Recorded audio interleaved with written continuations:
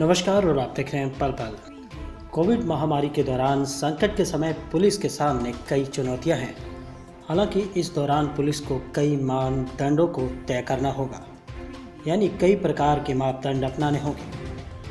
हमारे देश में पुलिस राष्ट्रीय कोरोना वायरस संकट के समय में कानून और व्यवस्था बनाए रखने में आज भी उल्लेखनीय कार्य कर रही है। दी प्रिंट के आनंद लाल बनर्जी कहते हैं, दुनिया के साथ साथ अपने देश में भी कोरोना वायरस से फैली महामारी ने हिला कर रख दिया है।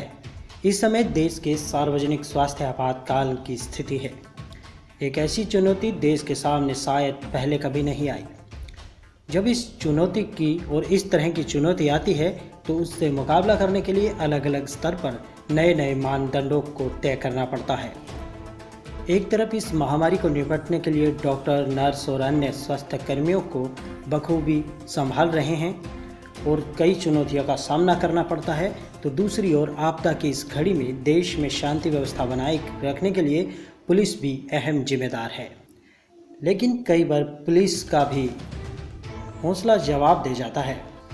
पुलिस महकमे की यह जिम्मेदारी ही है और इसलिए भी यह बढ़ जाती है क्योंकि उसे मालूम है कि पुलिस प्रशिक्षण के दौरान ऐसे आपातकाल से निपटने के लिए कई प्रकार के प्रशिक्षण उसे दिए गए हैं। इसके बारे में उन्हें और कोई दिशा निर्देश नहीं दिए गए थे। इसी प्रकार लॉकडाउन का प्रयोग भी किया गया, जो कि पुलिस के लिए भी एक प्रकार से नया है।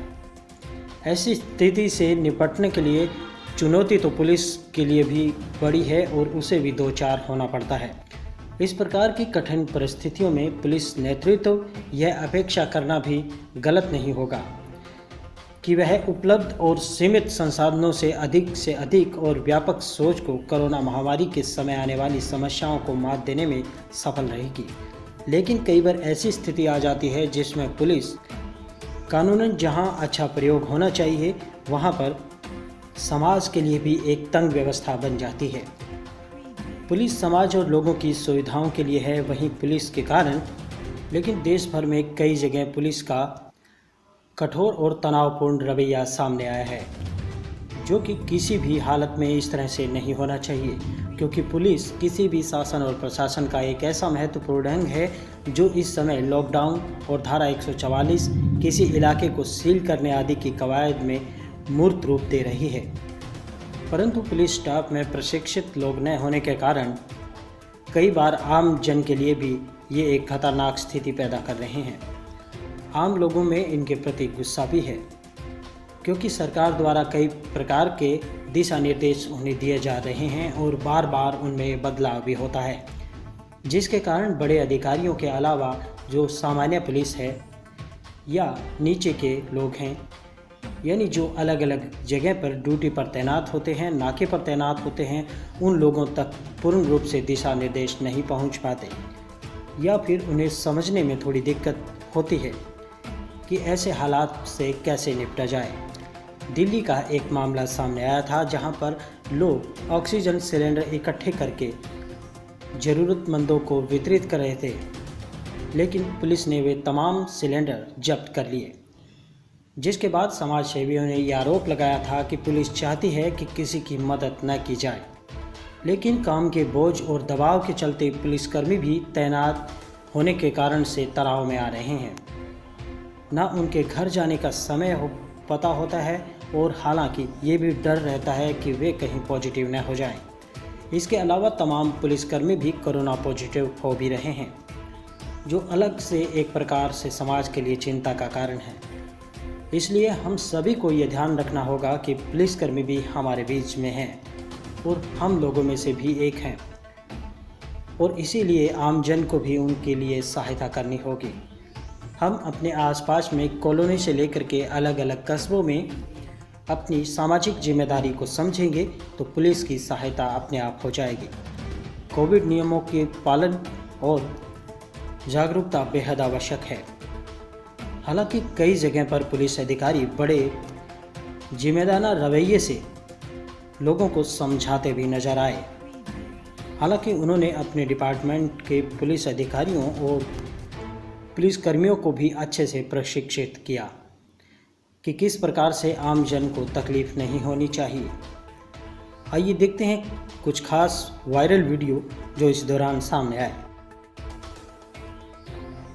सामान लिया, दवाई ली, घर जाए, लेकिन जो आवश्यक सेवाएं हैं, प्राइवेट हॉस्पिटल हैं, उन सब के आप बता देना, जितने भी करणपुर में अपना हॉस्पिटल है, आपकी मोहर लगा दो, सब मान्य। भैया सुन लो सब, अगर संबंधित डॉक्टर ने लिख के दे दिया कि ये मेरे हॉस्पिटल का है, जाने दो।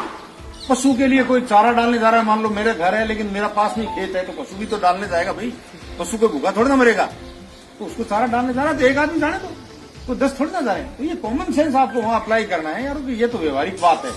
हमें लोगों के बीच में दूरी, मास्क लगाया हुआ हो और अपने हाथ बार बार धोते रहे, ठीक है ना।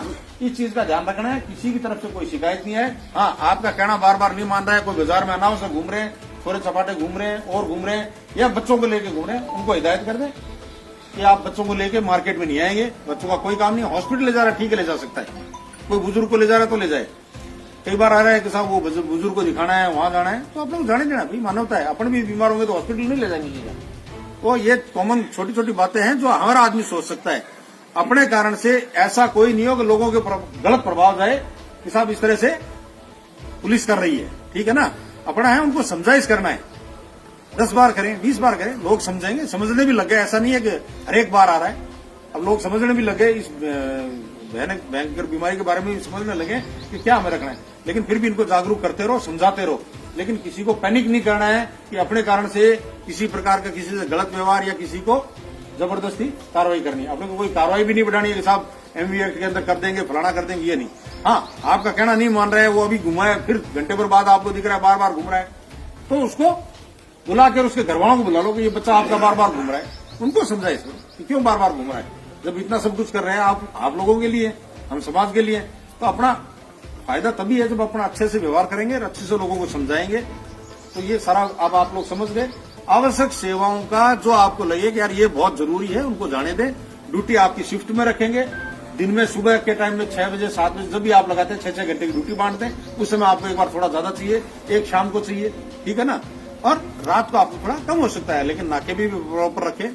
और अनावश्यक कोई घूमता हो उसको टोके, आप घर जाए, अनावश्यक नहीं घूमें। और मास्क रखें, उनको बताएं साबुन से हाथ धोए, जो भी है वो चीज रखें। लेकिन इतना नहीं कि बहुत ज्यादा अपने कारण से और अपनी कोई फिर जनता में छवि गलत चली जाए, या अपने कारण से कल को मान लो कोई मार्केट वाले बंद कर देंगे, साहब हम तो सब्जी नहीं बेचेंगे, बेचे पुलिस तो कहां से बेचे, ठीक है ना। तो मेरा कहने का मतलब है, जो व्यापारी कर रहा है वो अपने लिए भी है, पेट अपने भी है, शाम को खाना चाहिए कि नहीं चाहिए, खाना भी चाहिए। तो वो लाएगा, वो कहीं से तो लाएगा, गंगानगर से लाएगा या कहीं से भी लाएगा, तो उसको इतना आने जाने की तो छूट है, वो सरकार ने दे रखी है।